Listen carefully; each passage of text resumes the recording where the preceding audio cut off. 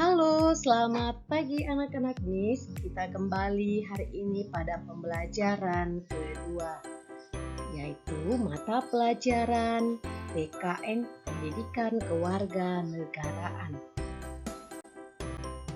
Nah, anak-anak MIS, sebelum kita kembali ke materi pada hari ini, kita mau review dulu materi pada minggu yang lalu, yaitu mengenai nilai-nilai yang terkandung dalam tiap sila Pancasila. Nah, ayo, masih ingatkah kamu apa yang nilai-nilai yang terkandung pada sila pertama, sila kedua, sampai sila kelima? Ya, Miss harap semua masih ingat. Nah, untuk itu kita review kembali supaya kamu lebih ingat lagi. Nilai-nilai yang terkandung dalam tiap sila Pancasila. Oke, kita awali dari sila yang pertama, yaitu masyarakat Indonesia mengakui Tuhan adalah pencipta alam semesta.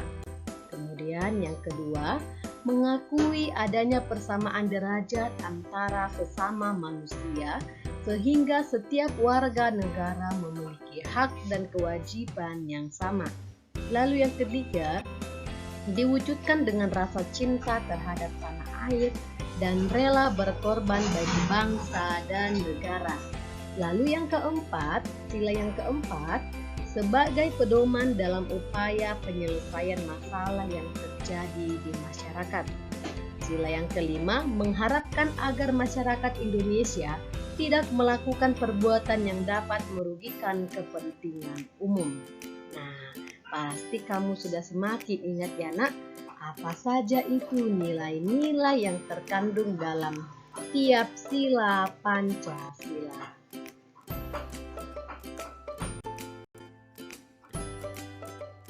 Sikap gotong royong sesuai nilai Pancasila.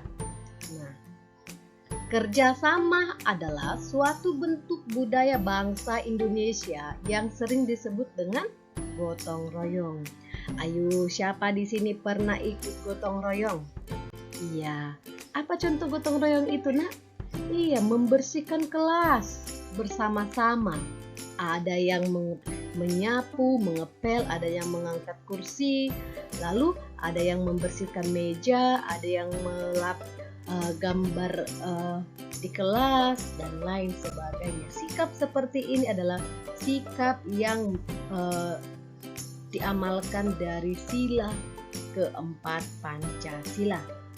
Nah, dengan gotong royong, masyarakat memiliki tujuan yang sama untuk mewujudkan kepentingan bersama tanpa mempedulikan perbedaan suku maupun golongan. Jadi tidak ada istilah, kamu kan suku X, kamu tidak boleh ikut bersama kami. Tidak ada seperti itu. Semua sama-sama warga negara Indonesia. Oke, kita sudah selesai review materi. Kita mau lanjutkan materi kita. Tentang apa itu, Miss? Nilai-nilai luhur Pancasila dalam kehidupan sehari-hari. Oke, langsung saja ya. Kita awali dulu untuk membaca teks ini. Kerukunan umat beragama di Indonesia. Oke, anak-anak Miss, dengarkan ya. Miss akan bacakan. Kerukunan umat beragama merupakan bentuk hubungan antar manusia yang damai berkat adanya toleransi agama. Toleransi beragama adalah suatu sikap saling mengerti dan menghargai tanpa adanya sikap membeda-bedakan dan mengecilkan umat agama lain.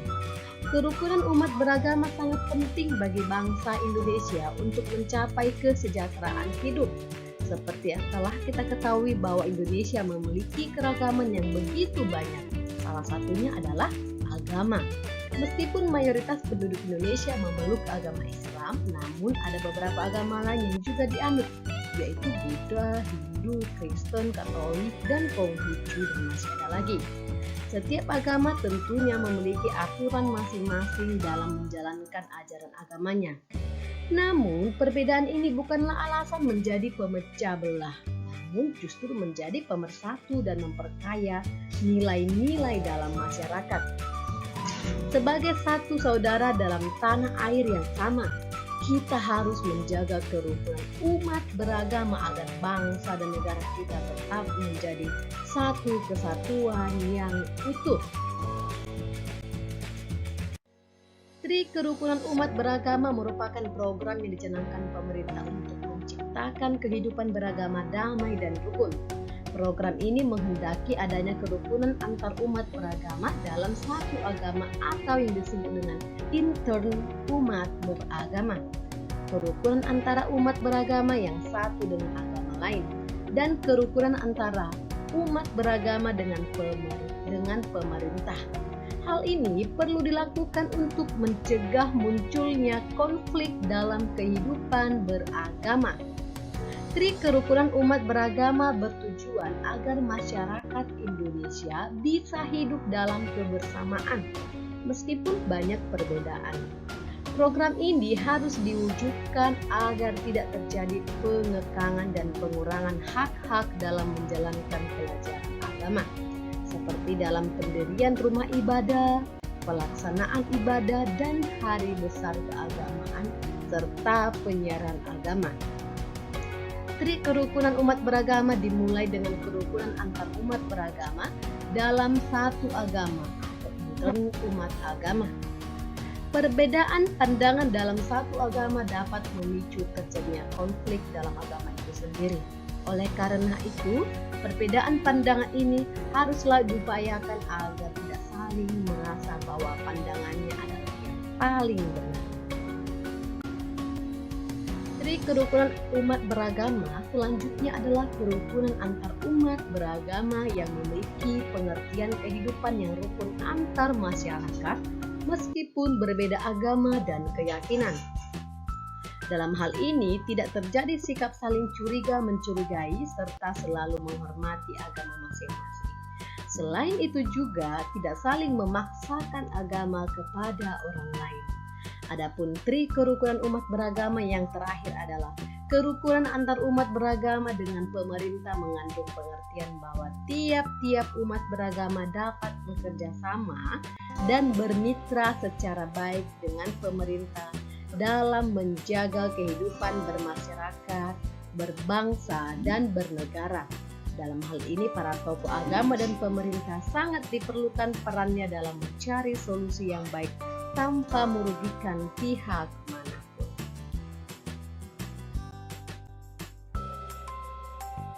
Nah, anak-anak Miss, untuk tugas yang pertama kamu, tuliskanlah 6 faktor yang menjadikan warga negara Indonesia bangga menjadi warga negara Indonesia. Nah, ini bisa kamu cari dalam buku tematik kamu ya. Oke, dituliskan dalam buku catatan PKN.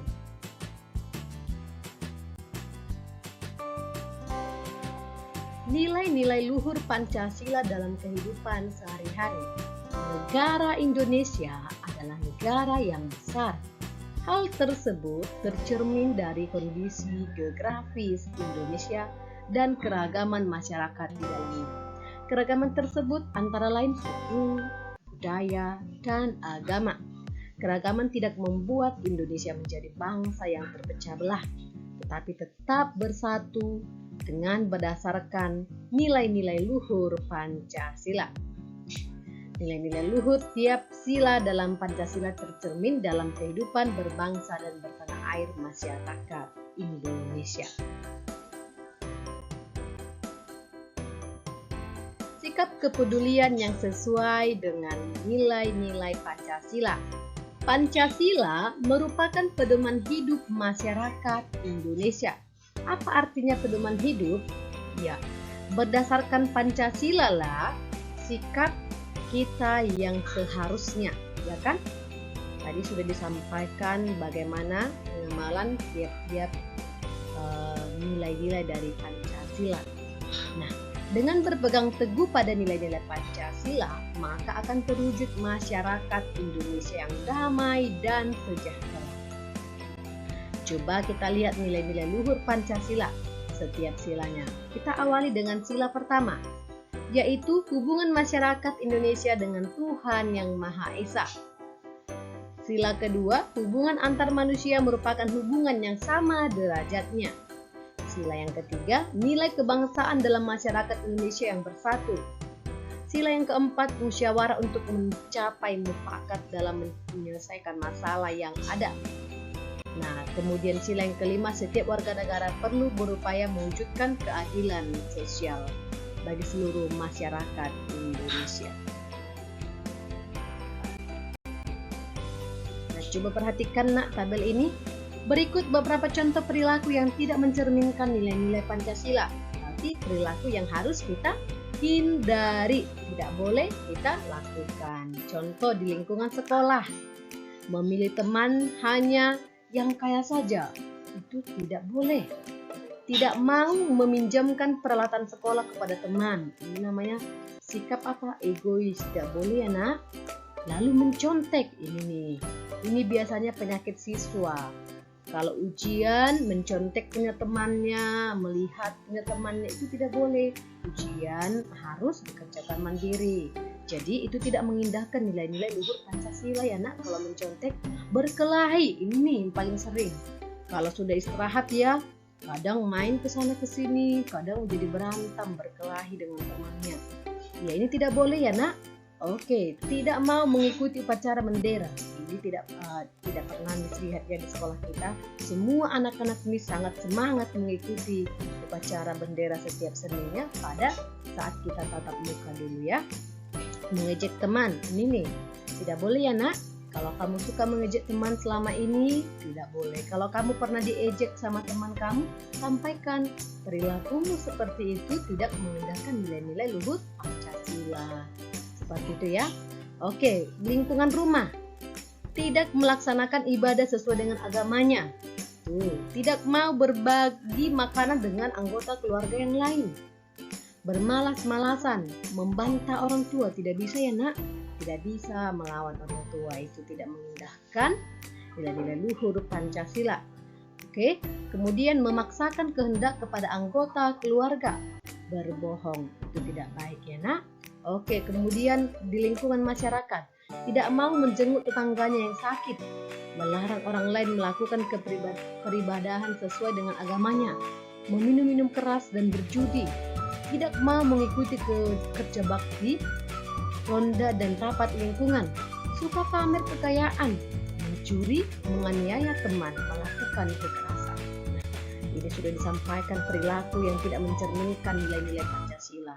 Maka ini harus kita hindari supaya kita bisa hidup sejahtera bersama. Oke anak-anak, untuk tugas 2 ya, ini rawat ya. Tugas 2-nya ini kamu pasangkanlah dengan garis antara pernyataan yang mencerminkan pengamalan nilai-nilai Pancasila dengan sila-sila Pancasila yang sesuai ya. Oke, sila pertama dan sila kelima yang manalah ini yang cocok. Contoh sila pertama ini nih, ini contoh ya. Nah, hubungkanlah garis ini melalui penggaris titik ini ke titik ini. Nah, oke anak-anak ini dibuat dalam catatan PKN. Kalau kurang jelas dilihat, kamu boleh buka buku tematik halaman 101.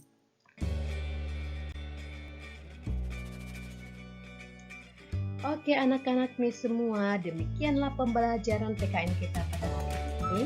Ada 2 tugas, silakan kamu kerjakan dengan baik, dicatat dengan rapi. Oke anak-anak nih, selamat dan semangat belajar buat anak-anak nih.